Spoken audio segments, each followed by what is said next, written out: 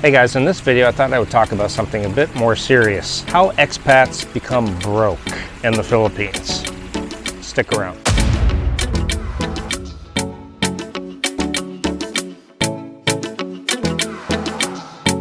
Alright guys, so like I said in this video I'm going to talk about really the 3 ways that expats become broke here in the Philippines. And I've seen them where they're begging on the street, or they've become so broke, as a lot of you have known the story with expat John, who Old Dog did a video on, and people chipped in, helped them get back to the States. So I'm going to talk about the 3 things and share even my story on how this happens. Now, the first thing, now watch all the way to the end because I'll leave the most important one at the end there. But the first thing is people come out here with a set amount of money. Perhaps they're maybe my age, like 50, and they're thinking, okay, I have this much money, and if I follow this budget, let's say example $1,000 US a month, it will last 4 years, and then I will be 62 at that point, and then I'll draw Social Security. And the problem with that plan is that it leaves no room for error. It doesn't leave room for, okay, I'm going to buy a motorbike to get around more. I want to take a little vacation. All of a sudden I got a Filipino girlfriend and we want to go travel someplace. Or you get scammed, or you have a medical issue. And so these people come out with a set amount of money and they don't have income coming in. So everything they're taking from their savings is becoming lower and nothing is going back into it. And this happens to a lot of foreigners. And of course, again, like I said, we all know the story of expat John. He was on Old Dog's channel, and there was a big fiasco to get him back to the States. And he probably did about everything wrong that you can do when you come out to the Philippines, right? I mean, if you watch his story, you can pretty much check all the boxes of things you shouldn't do. And so, like I said, I have it broke down into 3 things, but this is the first thing. You just cannot come out here with that set amount of money and not a proper savings or medical to cover if you have a medical emergency. You know, you just can't do it. By the way, this video is brought to you by Verita's Consulting Group. If you are thinking about getting married here in the Philippines, think about getting a prenup. Contact vcg.ph today. Again, go to their website at vcg.ph and consider getting a prenup. A little bit about my own personal story. Now, mine's a bit different, but I came out, and some of you may know this already, but I came out in 2016. I had $10,000 US in savings. Plus I was working online teaching in the evenings, and I had a full-time job here in Cebu City making decent money. And I said to myself, this is more than enough to live on.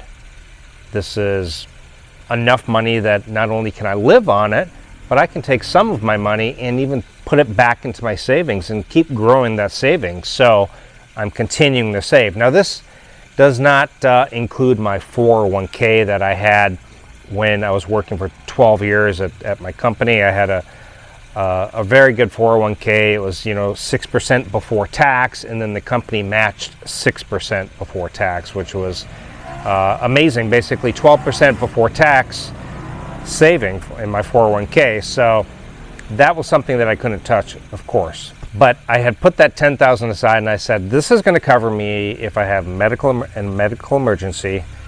This is going to cover me if there's any kind of emergency, I need to get back home or what have you. Well, guess what? 6 months, I'm not lying, 6 months, and I was making enough income coming in to not really need the emergency fund. But 6 months happened, and guess who spent $10,000? This guy here. Now, since then, I've more than made up for it in getting savings and stuff, so I'm pretty proud of myself to reestablish my savings and even stronger than before, and a good steady income coming in to the point where I'm saving money each month as well. So it's still growing, and I got my 401k and Of course, we got Social Security, if hopefully that's around. But the point is I was in tourist mode for the first 6 months. Not only that, I had wrote a Filipina before I got here. And this girl was not a scammer. She was not a scammer. I want to be clear about that. She was not some kind of scammer. It's not like I got scammed out of my 10,000. It was simply dumb decision making. And I think the word scamming gets thrown around quite a bit. If a Filipina says, you know what, I need 40,000 pesos for our new roof for my family home, and you think about it, and somehow in your thought process you say, okay, I will give it. This is my girlfriend, her family needs a new roof, I'm going to go ahead and give it to her. Now that relationship ends, and a lot of guys will look back and they'll say, oh, I was scammed. That's not a scam. That's what I call bad decision making. And so again, this happens to a lot of people, but I think the word scammed gets thrown around a lot. It's simply bad decision making on our part. And that's what happened with me. And I was in the mode of impressing, and I realized that it wasn't necessary. That really she just wanted to spend time with me, but I would take her out. Oh, let's take you to the beauty salon. Oh, get pedicure. Oh, get a manicure. Get your hair done while you're at it. Do this, do that.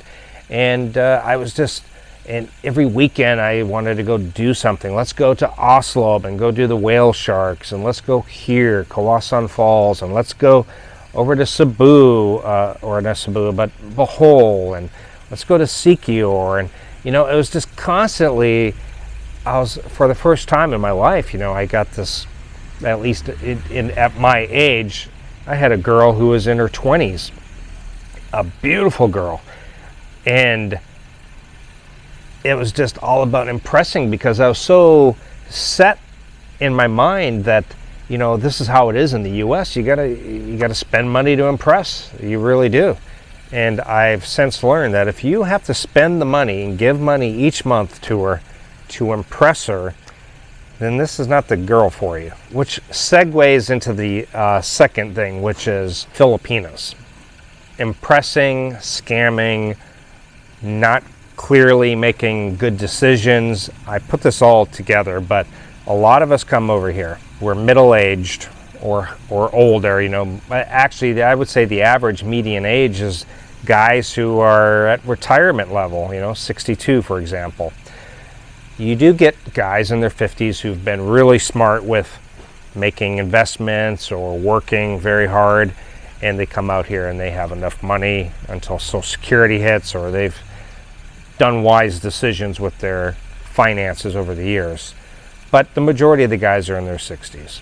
And they come out here and they are in awe that they have this girl in their 20s who is beautiful.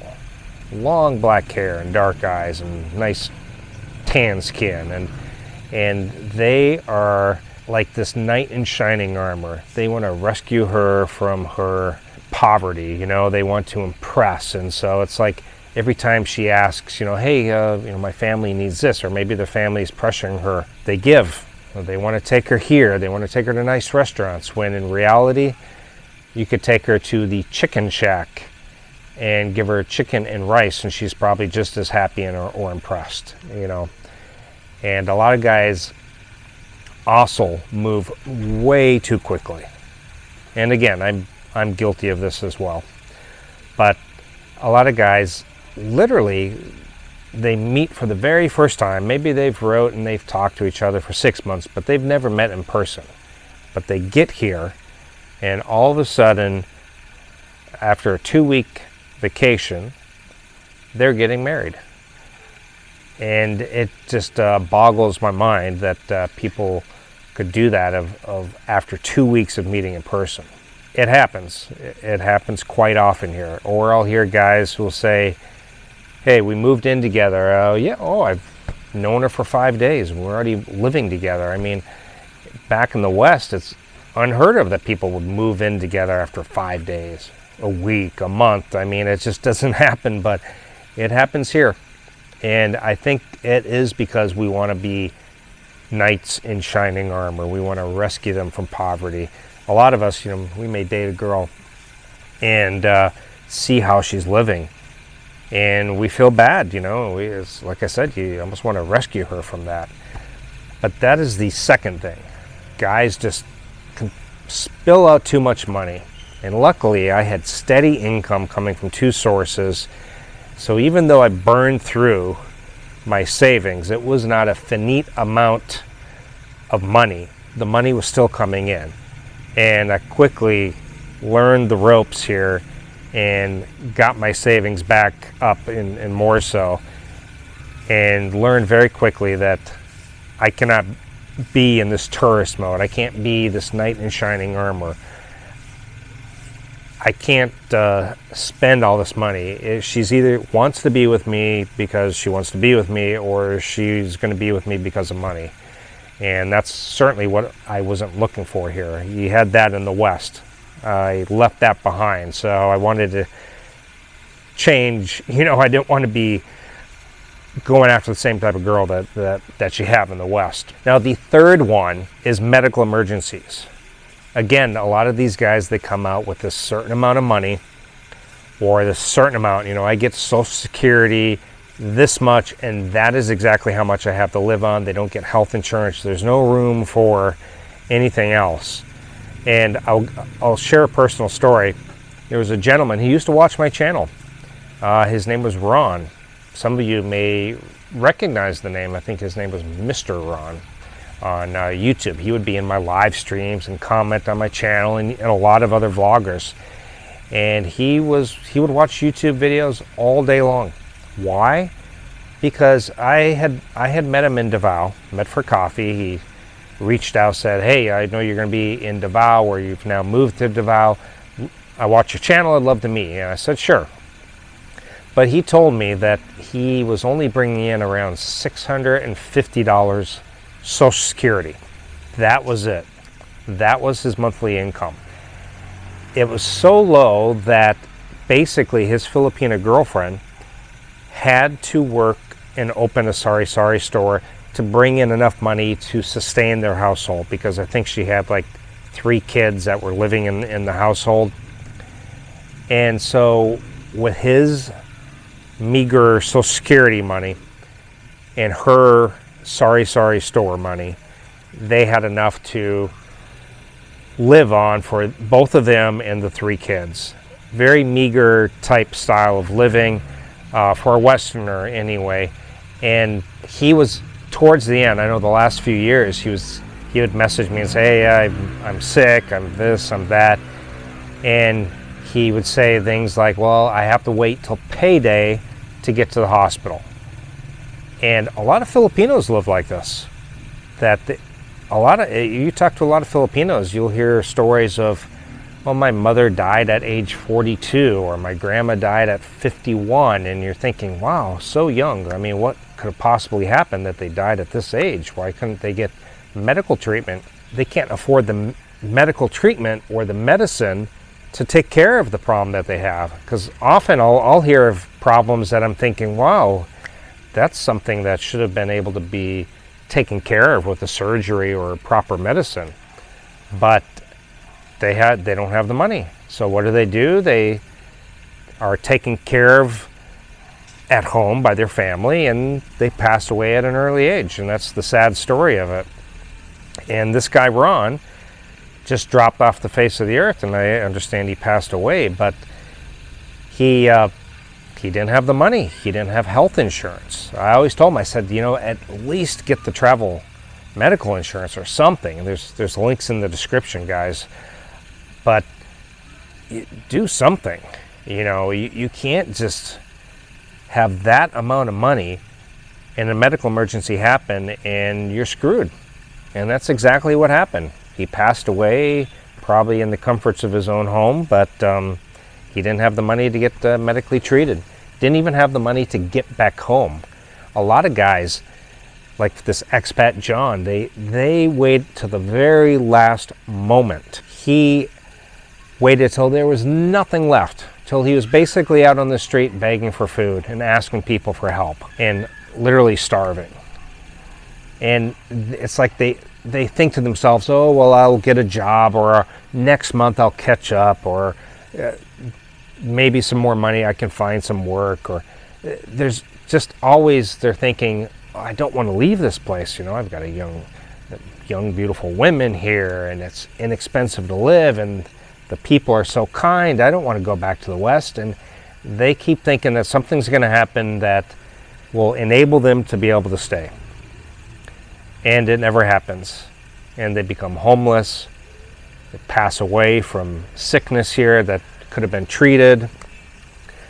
And so really, those are the three things that I noticed that happen to expats out here in the Philippines. A, they have a set amount of money that they're hoping will last until maybe Social Security hits in, or maybe they have enough money that lasts all the way. They're thinking, I will live till 75, I have this much, and it will last till I'm 75.